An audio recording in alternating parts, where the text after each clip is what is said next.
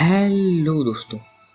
अब तक हमने देखा कि लिन मोई ने घुसपैठ करने वाले डीमन किंग के ऑफर को ठुकरा करके सामने हमला कर दिया। उसको भी कोर्प्स एक्सप्लोजन और सोल फ्लेम का स्वाद चखाया, जिससे उसकी कोर्प्स एक्सप्लोजन लेवल अप हो गई और तुरंत ही पीछे डीमन किंग के भेजे हुए मॉन्स्टर्स पर लेवल अप हुआ कोर्प्स एक्सप्लोजन का इस्तेमाल करता है और कई सारे डीमंस ब्लास्ट होने पर लिन मोई का लेवल अप हो जाता है और अपना भाई फिर से वही किलर एटीट्यूड के साथ कामली आगे बढ़ता है। लिन मोई की ताकत देखकर जिनको भरोसा नहीं होता वे कहते हैं वो है कौन, वो असल में इन अजीब डीमंस का इस्तेमाल अपना लेवल अप करने के लिए कर रहा है। बाकी के कहते हैं उसको लिन मोई कहा जाता है, एक नया क्लास। जो शुक्रगुजार है वो कहते हैं थैंकफुली वो यहाँ है, वरना हमारा तो अंत ही हो जाता। कुछ मरे हुए डीमंस की डेड बॉडी को डीमन किंग की ओर फेंक कर ऊपर देखकर कहता है ऐसा लगता है कि तुम यहाँ से भाग नहीं सकते। जैसे मॉन्स्टर्स की डेड बॉडी डीमन किंग तक पहुँचती है उसे भी अंदाजा आ जाता है कि क्या होने वाला है।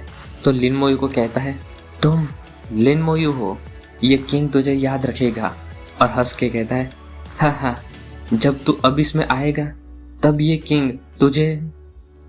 उसकी बात खत्म हो उससे पहले कोर्प्स एक्सप्लोजन का धमाका इतनी जोर से होता है कि उसकी वेव हर तरफ फैल जाती है और डीमन किंग को बिल्कुल शांत कर देती है। जैसे ही डीमन किंग का मून ब्लास्ट होता है उसके कई सारे टुकड़े होकर हवा में बिखर जाता है और कोई कहता है बैटल स्पेस वापस नॉर्मल हो रहा है। दूसरा उन टुकड़ों को पकड़ने जाता है और पूछता है क्या हम जीत गए। यहाँ बाहर 3 लोग बैटल स्पेस को ठीक कर रहे हैं, उसमें अब पूरी गोल्डन एनर्जी ही दिखाई दे रही है, गोल्डन झरना भी बह रहा है। अंकल कहते हैं अंदर से अबिस की उपस्थिति पूरी चली गई है और पूरे आश्चर्य से कहते हैं बैटल स्पेस वापस से ठीक हो रहा है। ये सुनकर गॉड बाय बच्चों की परवाह करते हुए पूछते हैं बच्चे कैसे हैं। तो वो अंकल गहरी सांस छोड़कर सर झुकाते हैं और अभी भी बैटल स्पेस को एक हाथ से एनर्जी देते हुए कहते हैं बच्चे सही सलामत है। ये सुनकर अब गॉड बाय को आश्चर्य होता है और पूछते हैं एक भी नहीं मारा गया, और सोचते हैं मैंने जैसा सोचा था उससे बिल्कुल उल्टा, बैटल स्पेस के अंदर एग्जैक्टली हुआ क्या। आगे कहते हैं फिर भी सलामती के हिसाब से बच्चों को वापस टेलीपोर्ट कर देते हैं।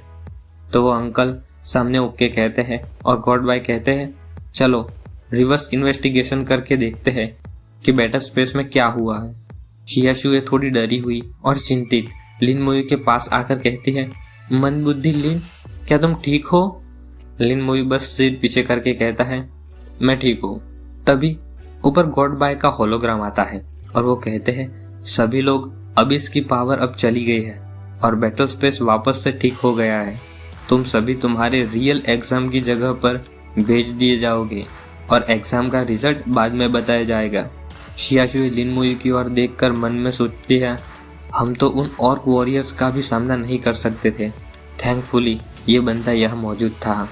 सभी स्टूडेंट अपने अपने एग्जाम की जगह पर पहुंच जाते हैं और यह लिन मोई के एग्जाम की जगह पर अनाउंसमेंट होती है कि कॉम्बैट की मेन एग्जाम अब खत्म हो गई है।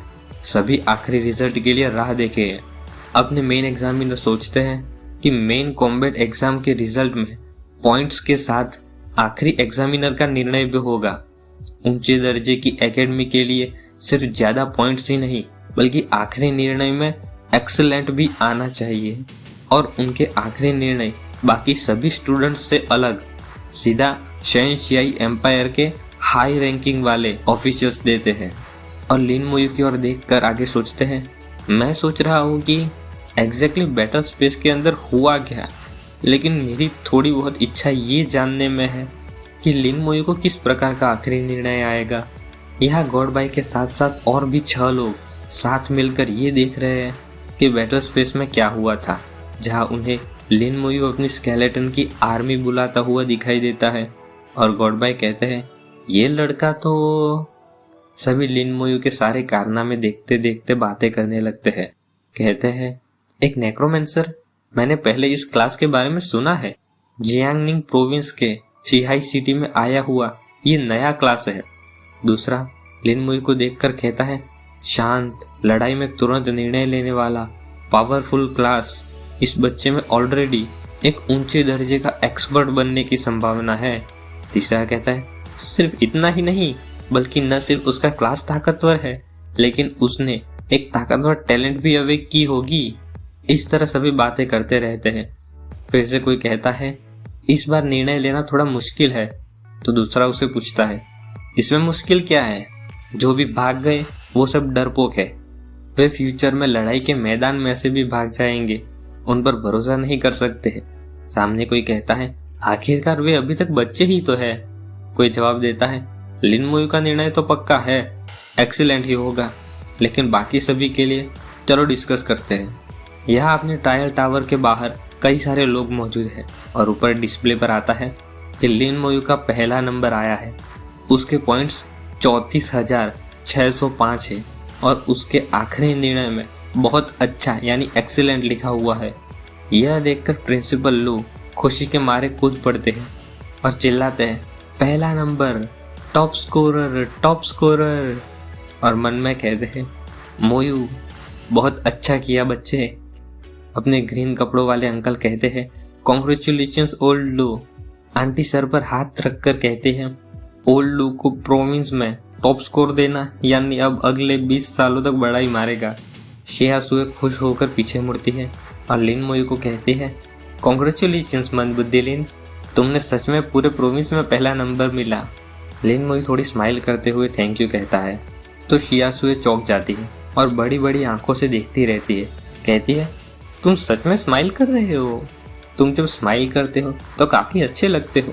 तुम आमतौर पर यूं ही स्माइल क्यों नहीं करते? ये सुनकर लिन मोयू को थोड़ा सा अजीब लगता है। यहाँ स्कोर बोर्ड में दूसरे नंबर पर शिया शुए का नाम आता है। उसके पॉइंट्स 7,600 है और उसके भी आखिरी निर्णय में बहुत अच्छा लिखा हुआ है। तो इस बार कोई अलग ही अंकल और आंटी आते हैं। आंटी कहती है ओल्ड लू ने कर दिया, दूसरा नंबर भी उसका। अंकल कहते हैं मुझे सच में तुमसे ईर्ष्या हो रही है।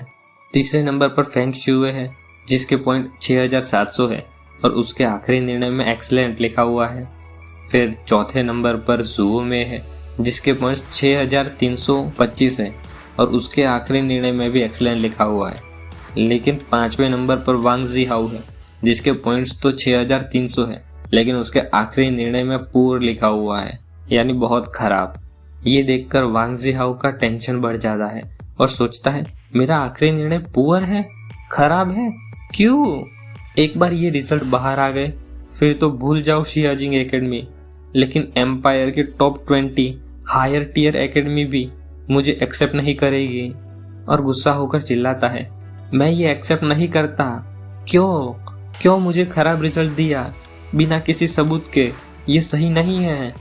उसके ऐसा चिल्लाते ही नीचे से टेलीपोर्टेशन वाली लाइट आती है। टावर में से एग्जामिनर कहते हैं वांग जी हाउ ने एग्जाम की जगह के नियमों को तोड़ा है, उसे निकाल दिया जाता है। वांग जी हाउ अपने आने वाले बुरे परिणाम के लिए टेंशन में कहता है नहीं, और फिर टेलीपोर्ट हो जाता है। एग्जामिनर आगे कहते हैं कॉम्बैट क्लास प्रोफेशन के लिए जियांगनिंग प्रोविंस का टॉप स्कोरर है लिन मोयू। ये सुनकर गाओ यांग और उसके साथ बाकी स्टूडेंट्स खुश हो जाते हैं। गाओ यांग कहता है वो देखा, लिन मोयू हमारा लीडर है, टॉप स्कोरर, पूरे प्रोविंस में टॉप स्कोरर। टावर पर से फिर से आवाज आती है, कहती है शांत हो जाओ, शाही फरमान आया है, लिन मोयू इस साल का। सभी सोचते हैं शाही फरमान? क्या प्रोविंस का टॉप स्कोरर होने का टाइटल काफी नहीं है? एग्जामिनर अपनी बात पूरी करते हैं कि लिन मोयू इस साल का नेशनल एग्जाम का टॉप स्कोरर बन गया है। सभी एक साथ जोर से चिल्लाते हैं क्या? National top scorer? प्रिंसिपल लू का पूरा शरीर कांप जाता है और लड़खड़ाते कहते हैं मैंने गलत नहीं सुना है ना? मोयू नेशनल टॉप स्कोरर। फिर खुशी के आंसू के साथ वो स्वर्ग में पहुंच जाते हैं। परियां उनके आसपास संगीत बजा रही है और वो एक हाथ उठाकर कहते हैं हाँ, top scorer, national top scorer.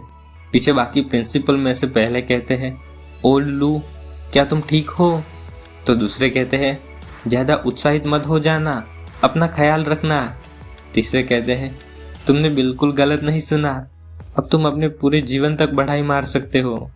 जियांगनिंग province के लोग खुश हो जाते हैं और कहते हैं, नेशनल टॉप स्कोरर, हमारे जियांगनिंग प्रोविंस ने नेशनल टॉप स्कोरर बनाया है।